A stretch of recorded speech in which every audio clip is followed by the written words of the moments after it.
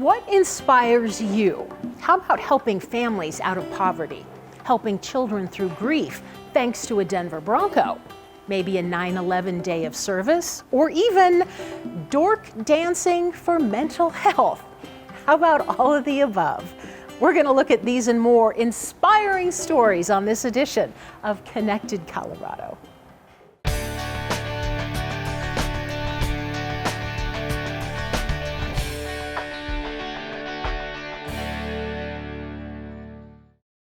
I'm Wendy Brockman at Women's Bean Project, where they are doing amazing work to change people's lives. We're going to have more on that later in the show. But first, an immersive fire-based camp in Arvada where girls come away with so much more than firefighting skills.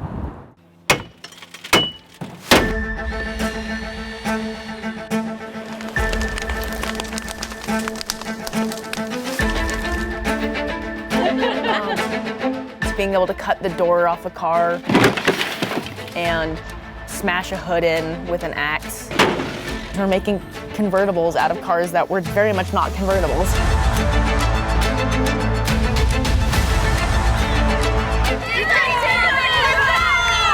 Being able to run with a hose, a fully charged hose.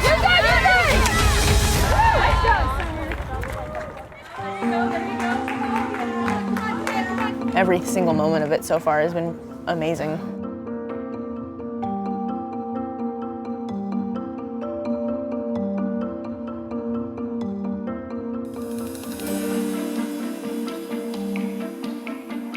I love seeing the girls come in very shy, some of them very timid, and they walk out completely different. You four are gonna start at, you're gonna be on the second floor of that building. We put them through a lot of different challenges, like I said, physical, mental, emotional challenges, and they rise to that occasion. Are you ready to get started? Yeah! Oh yeah, oh yeah. Ready to go? I'm so pumped. We're ready for it today. Our motto is, you have to see it to be it. Here you go. I'm Bailey Bowman and I live here in Arvada.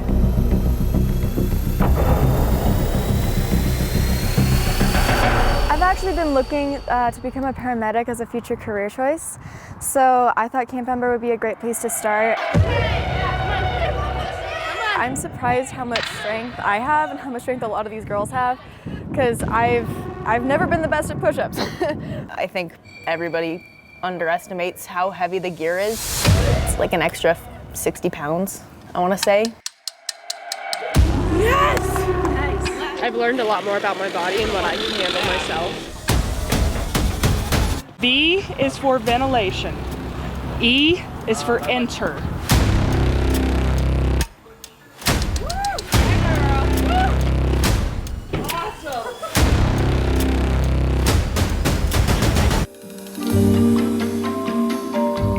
For a small girl who's 120 pounds and watch her pull a 150-pound dummy and the smiles on their faces is pretty spectacular. Move!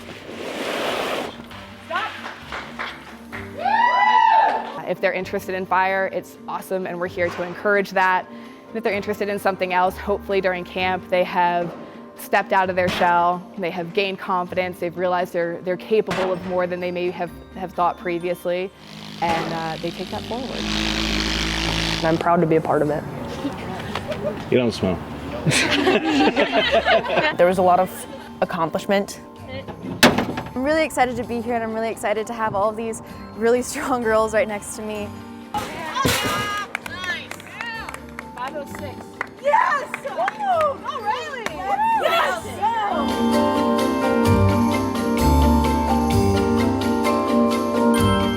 Those girls became warriors before our eyes. Inspiring stories can come in many forms. Even a group of people dancing like a bunch of dorks. But it's all to advocate and raise awareness for mental health. Come on, everybody, don't stop, don't quit. Do it like this.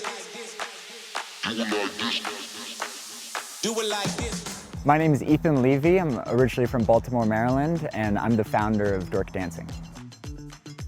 Dork dancing is a lot of things, but most simply it sounds exactly like what it is, so it's dancing like a dork, but the purpose of it is to do something good for mental health. I started dork dancing in response to COVID-19 and the mental health crisis that ensued after lockdown, and thought that it'd be something helpful to introduce this idea of dork dancing as a simple way to encourage people to dance and feel better as a result of dancing. My name is Sarah Rose Reynolds. I'm from Los Angeles, California. I'm a dork.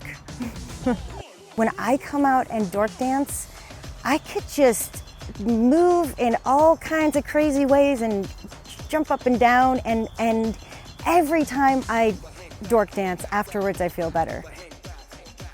There's no right or wrong way to dork dance. If you move anything, you're already dork dancing. Moving your elbows, right, knee, feet, head, fingers, a combination.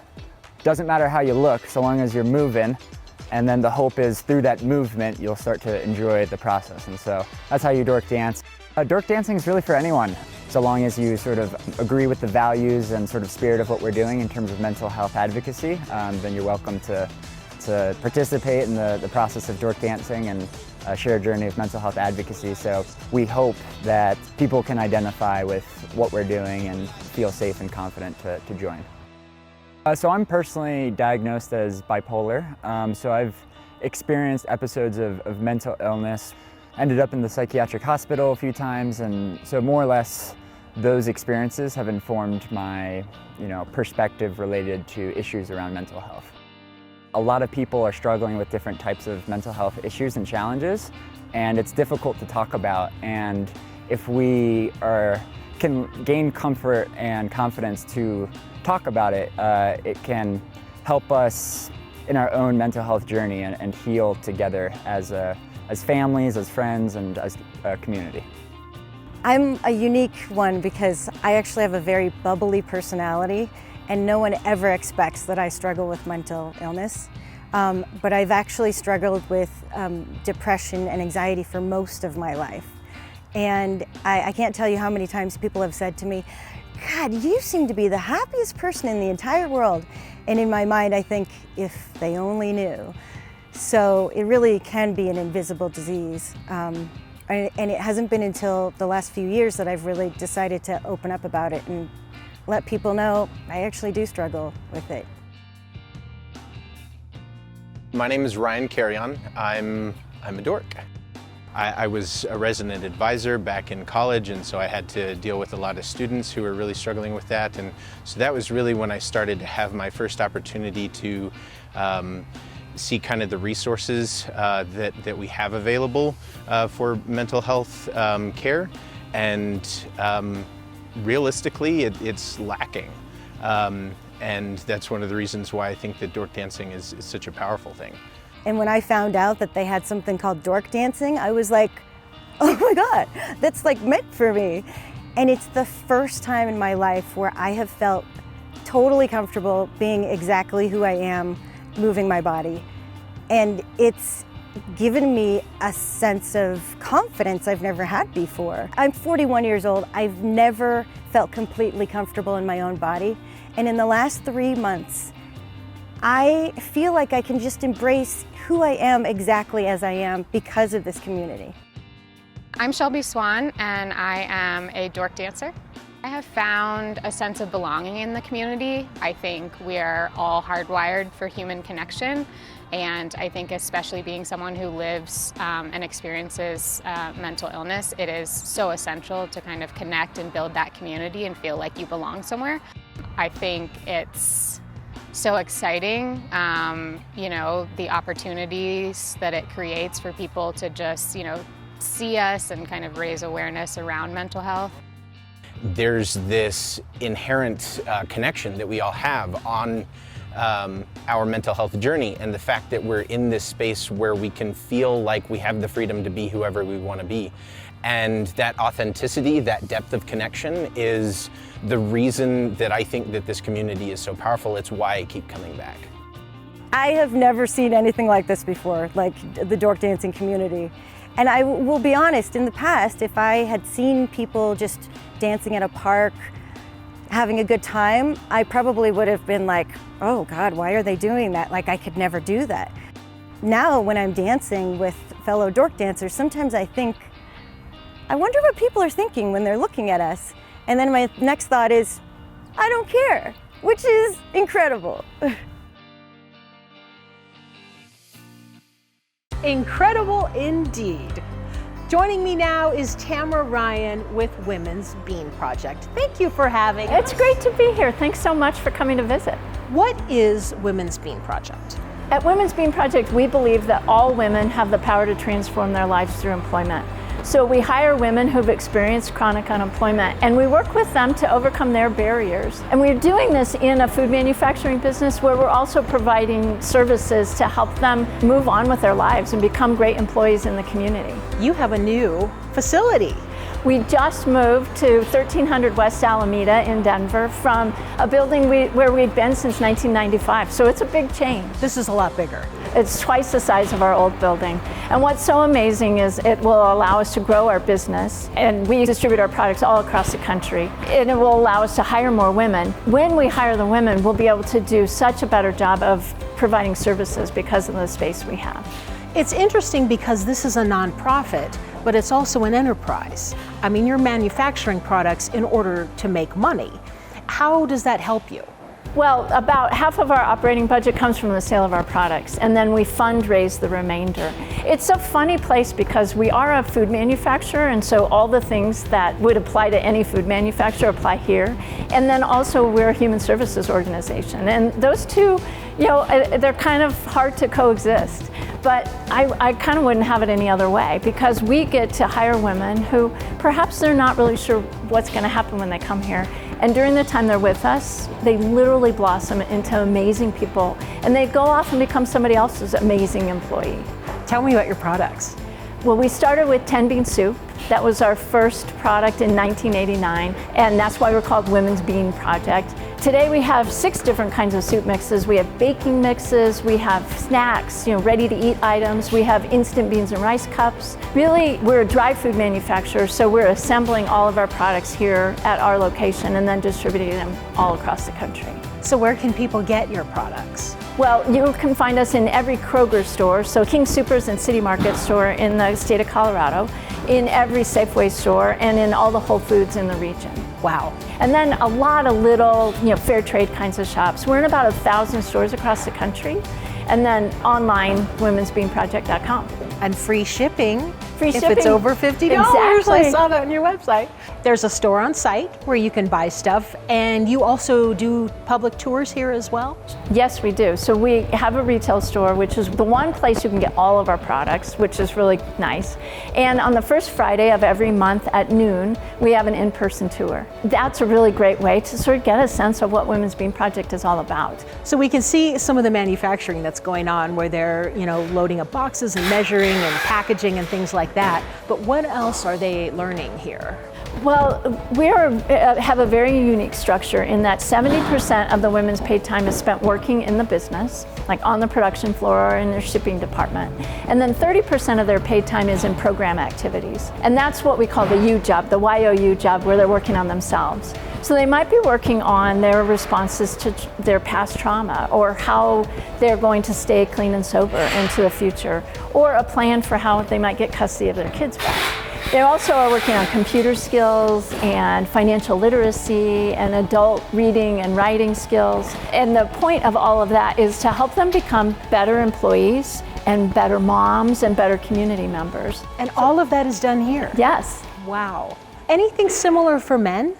There are a couple programs in Denver that exclusively hire men. One is called Good Neighbor Garage, where they learn mechanic skills. They take donated cars and then fix them up and sell them to low-income families. Same concept. Exactly. So what else do you want people to know about Women's Bean Project? Well, I think that the great thing about Women's Bean Project is you can be a supporter in a lot of different ways. So you can buy our products, and when you buy our products, you're helping create a job. And you're helping create a job for someone who is going to change her life. and go out into the community and become a better employee and community member and a better mom, and I think that's better for all of us. There are also tons of ways to volunteer with Women's Beam Project, so if your viewers are looking for ways to get engaged, we'd welcome them to get in touch with us. And finally, I think, remembering that when you change a woman's life, you change her family's life. And I think that fundamentally, to me, is what motivates me to come to work every day. Women are really the foundation of our community. And if we can help women learn the skills they need to become productive parts of our community, we're all going to benefit from that. And speaking of that, we want to talk to one of your participants, if that's okay. I hope you do. Thank you. Thank you, Tamara. I was just taking baby steps to get housing and to get off the streets. And I keep hearing this name come up at these places that I'm going to, the Women's Beam Project. And I'm just like, let me give this a shot. Let me go work. Let me go get some structure. Let me go work on myself. I'm just like, you know what, Jacqueline, you got this. You got to break these bad relationships out. You're a winner. I am like I'm worth $1 million. You know what I mean? Like, I got this. We set goals here. We take classes, and if we're willing to learn, they're gonna teach us. Yeah, they focus on us and teaching us the floor, but they also focus on the things that we want to do outside of here. How are we gonna help you reach your goals? And knowing your worth, knowing that you're not just a worker. You're Jacqueline Sandoval. You are it, girl. We're a whole, we're a team, we're family. Now in North Glen, they recently had their very first annual 9/11 Day of Service. September 11th, 2001 is a day that sent the United States and the world into shock. The terrorist attacks resulted in the deaths of thousands of innocent people, and a great country was changed forever. Although North Glen is nearly 1,800 miles away from where the World Trade Center once stood, the community was also touched. In 2004, Mayor Joyce Downing worked countless hours along with 2 other council members to secure an I-beam from one of the World Trade Center towers and assist in creating a memorial. The beam was introduced to the community during a healing field event where thousands of flags surrounded the beam during a remembrance ceremony. The beam has since been molded into one of the 3 bronze statues at the 9/11 Memorial in Broomfield. North Glen helped fundraise to build that memorial and continues to participate in the annual remembrance ceremony each year. The whole thing was a devastating event that happened, and it was a shocking thing and a very unbelievable thing that could happen here.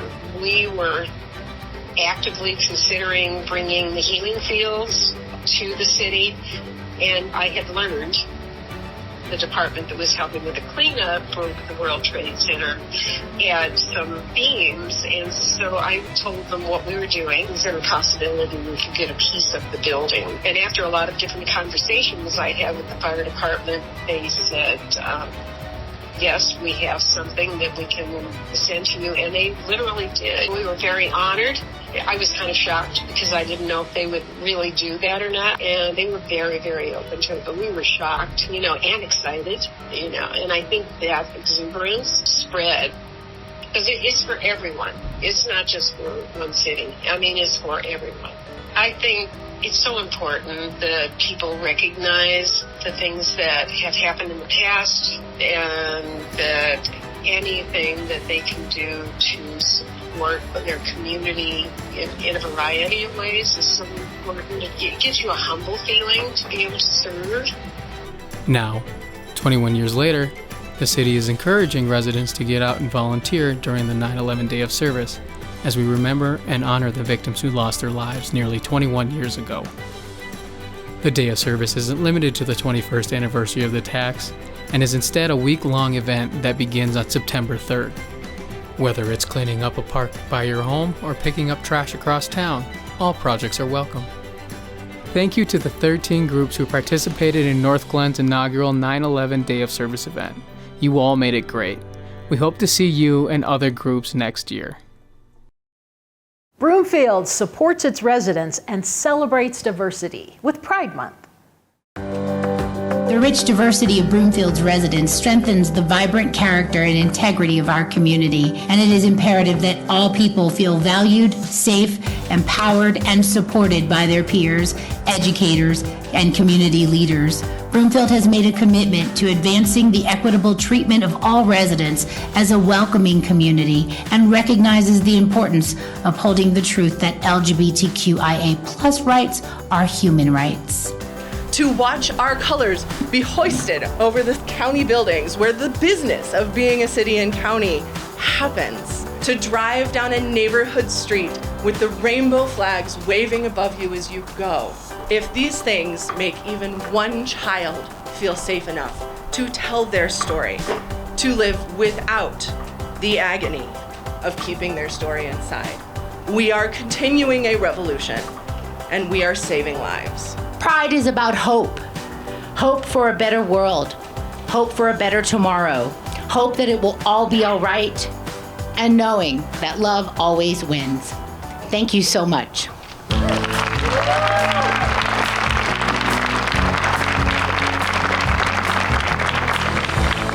This is the Broomfield Pride Party in the Park. This is our second annual event. We are out here to celebrate the LGBTQIA+ community. We come out every June and we party and we get loud and we are proud of ourselves and we're just who we are. Who's ready for some story time?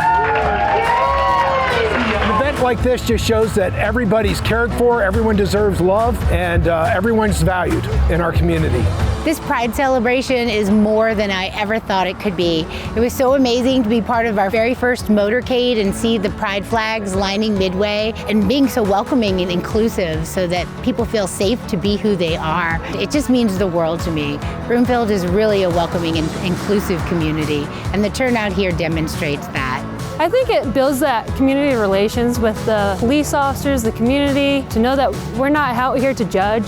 You know, we love the community we serve. It just shows that Broomfield is a very inclusive community and that it's just loving, and Broomfield's the best.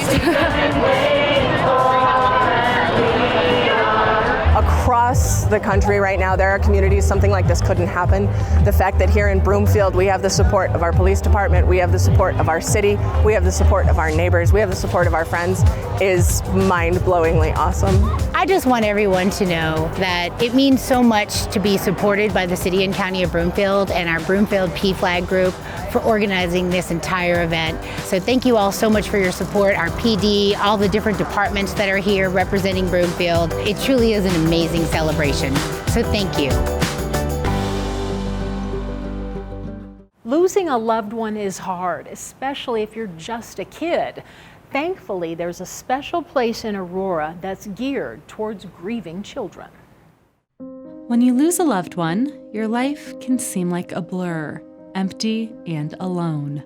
Overnight, I went from a husband and father to a widower and solo parent to a 13 and a 6-year-old.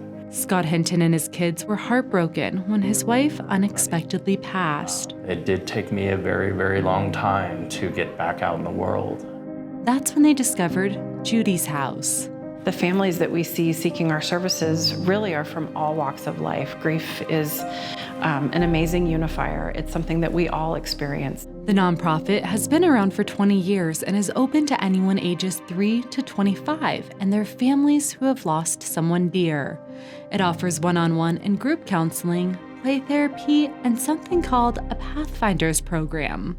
It's 10 sessions with licensed counselors, giving families like the Hintons tools to heal.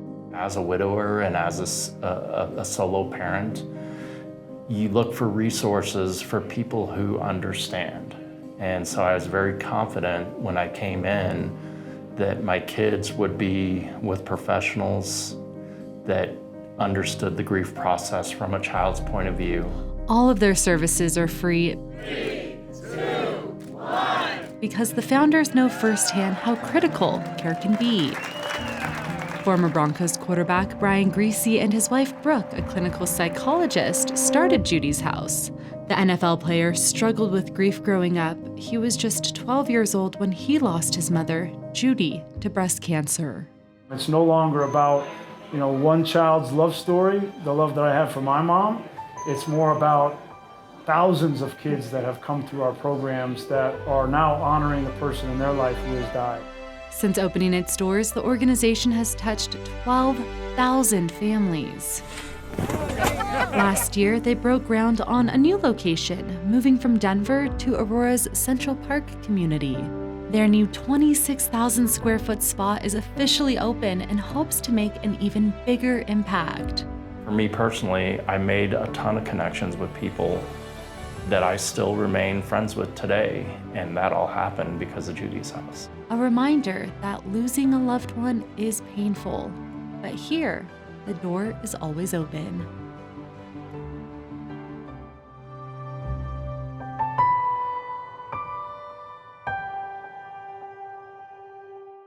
We want to thank the Women's Bean Project for having us. I'm going to do a little shopping for dinner tonight. We hope you've enjoyed our show. We hope we've inspired you a little bit. Cornbread and chili. Sounds good, right? We'll see you next time on Connected Colorado.